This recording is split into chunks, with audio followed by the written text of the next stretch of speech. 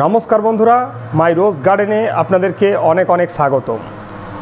गरमे सबचेये जे फुलटा बेशी फोटे तार मध्य रयेछे एकदम प्रथम सारिर जबा। ठाकुरके देवार जोन्नो बा आमादेर बाड़ीर सौंदर्य बृद्धि करार जोन्नो आमरा प्रत्येकेई जबा गाछ करे थाकी।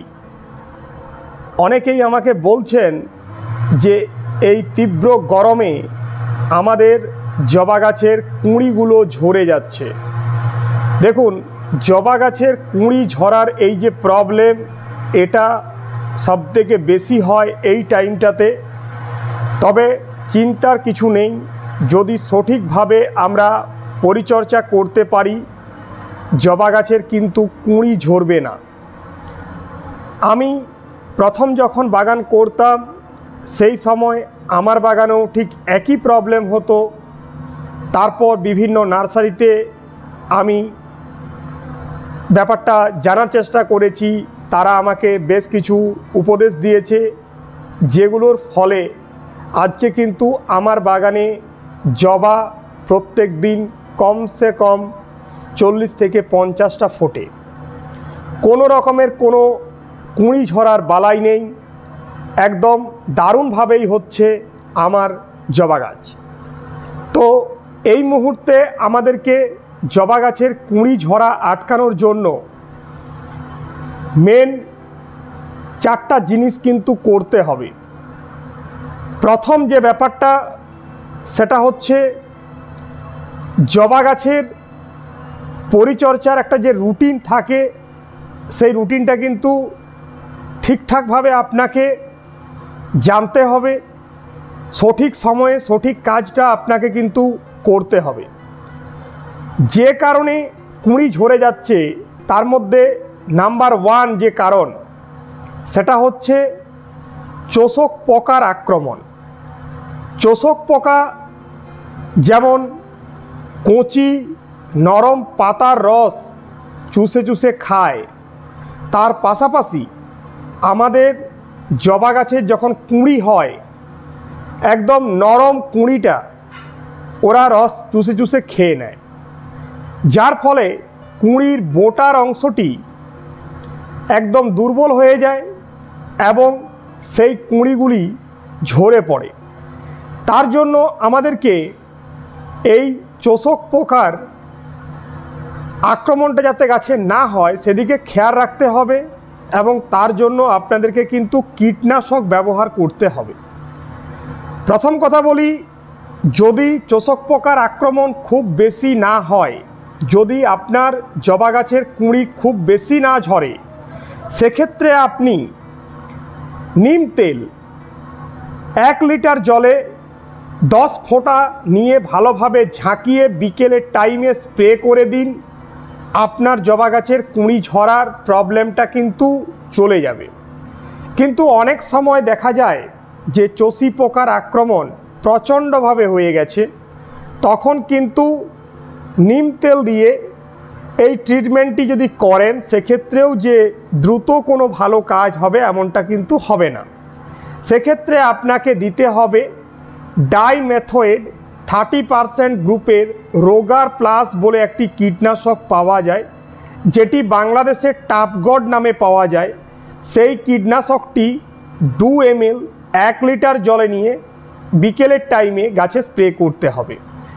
এটা যদি আপনি 7 দিন পরে পরে করেন, দেখবেন আপনার গাছে কিন্তু চষি পোকা হচ্ছে না, আপনার জবা গাছের কুঁড়ি কিন্তু ঝরে পড়ছে না। এটা একদম সিক্রেট টিপস, মাথায় রাখুন। প্রত্যেকেই 7 দিন পরে পরে আপনারা এটা করতে থাকুন। প্রথম 2-1 বার ডাইমেথয়েড 30% গ্রুপের রোগার প্লাস বা টাপগড যে ওষুধটা দিচ্ছেন, এটা দেওয়ার পরে আপনি কিন্তু নিম তেলে চলে আসতে পারেন, আর দেখবেন কোনো প্রবলেম হচ্ছে না। এবারে সেকেন্ড যে কারণে আমাদের জবা গাছের কুঁড়ি ঝরে যায় সেটা হচ্ছে এই গরমে পর্যাপ্ত জলের অভাব এর জন্যও কিন্তু হতে পারে। মাটি দীর্ঘক্ষণ শুকনো থাকলে এটা স্বাভাবিক, এক্ষেত্রে সকালে এবং বিকেলে আমাদের জবা গাছে এখন কিন্তু জল দিতে হবে, এবং আপনি যখন জল দিচ্ছেন শুধু জল দিলে পরে হবে না, পুরো গাছটিকে ভালোভাবে আপনাকে স্নান করিয়ে নিতে হবে। যদি আপনি গাছটিকে ভালোভাবে স্নান করান, টবের মাটিতে যদি পরিমাণ মতো জল দেন, দেখবেন আপনার জবা গাছের কুঁড়ি ঝরার ব্যাপারটা কিন্তু বন্ধ হয়ে যাচ্ছে। প্রত্যেকটা যে ব্যাপার বলা হচ্ছে একটার পর একটা আপনাকে কিন্তু ফলো করতে হবে। কোন কারণে গাছের কুঁড়িগুলো ঝরে যাচ্ছে সেটাকে আগে চিহ্নিত করতে হবে, তারপরে হবে ট্রিটমেন্ট। তাই ভিডিও দেখে সব কিছু হয় না, আপনাকে বাগান করতে হবে সম্পূর্ণ নিজে থেকে, মানে দেখতে হবে নিজেকে। তারপরে আমি যে ব্যাপারগুলো বলছি সেগুলো ফলো করুন, দেখবেন ভালো রেজাল্ট পাচ্ছেন। ভালোভাবে দুবার করে জল দিন, অবশ্যই আপনার গাছ কিন্তু সুস্থ থাকবে। এবারে আমি বলবো 3 নাম্বার যেটা ব্যাপার, সেটা হচ্ছে গাছ টবে বসানো মানেই হলো পর্যাপ্ত পরিমাণ গাছে কিন্তু খাবার দিতে হবে। যেহেতু আমরা ছোট ছোট গাছে ফুল চাইছি এবং আমাদের গাছগুলো ছোট ছোট টবে আছে, একবার খাবার দিয়ে সেই খাবারটা দীর্ঘদিন আমাদের টবের মাটিতে থেকে যাবে এমনটা তো আর নয়। আমাদেরকে মাঝে মধ্যেই ঘুরিয়ে ফিরিয়ে বিভিন্ন ধরনের খাবার কিন্তু দিতে হবে। এবারে কোন খাবারটা আমরা জবা গাছে দেব? প্রথম কথা, 10 দিন পরে পরে আপনি আপনার জবা গাছে খাবার দিন। এটাই জবা গাছে খাবার দেওয়া নার্সারির একদম নিয়ম। 10 দিন পরে পরে যারা জবা গাছে খাবার দেবেন তাদের গাছে প্রচুর ব্রাঞ্চ হবে, সেই গাছগুলিতে চকচকে পাতা থাকবে, সেই গাছে কুঁড়ি ঝরার ব্যাপার থাকবে না, সেই গাছে দুর্বলতা ব্যাপারটা থাকবে না, সেই গাছে অনেক অনেক বেশি ফুল আপনারা পাবেন। তাই 10 দিন পরে পরে আপনাদেরকে খাবার দিতে হবে। এবারে আপনারা কি খাবার দেবেন? বাজারে অনেক ধরনের মিক্সড ফার্টিলাইজার আপনারা পেয়ে যাবেন, দামও অনেক বেশি নেবে। সেই মিক্সড ফার্টিলাইজার নিয়ে আসার কোনো দরকার নেই। আমি জাস্ট আপনাদেরকে যে খাবারটি তৈরি করতে বলছি সেটা করুন। 1 মুঠো হাড় গুঁড়ো নিন, 1 মুঠো শিংকুচি নিন, 1 মুঠো নিম খোল নিন, আর 1 মুঠো সর্ষের খোল নিন। এই জিনিসগুলোকে ভালোভাবে মিক্সড করে নিন। প্রত্যেকটি টবে 10 দিন পরে পরে আপনি 1 চা চামচ করে দিতে থাকুন।